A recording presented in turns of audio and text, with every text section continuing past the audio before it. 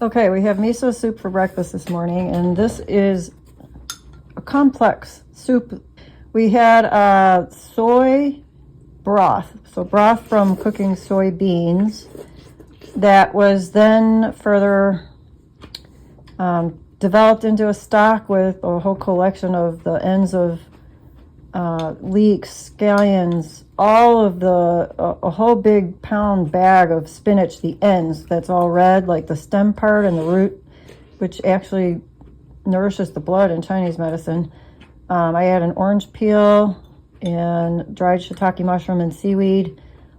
I meant to add like some ginger and star anise and did not, but anyway, so then this morning I cooked that with some wakame, so more seaweed.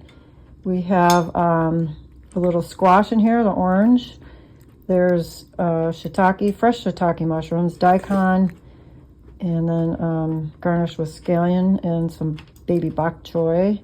And there's some simmered marinated tofu, locally made tofu actually, from yesterday's lunch that I added to it. So for breakfast, since we're having the soup, we're having that with these Trader Joe's nice and soft whole wheat English muffins, and I had this leftover half piece of sprouted green bread from last night. So there you go. That's dinner. That's breakfast. Okay, this is an awesome looking stir fry.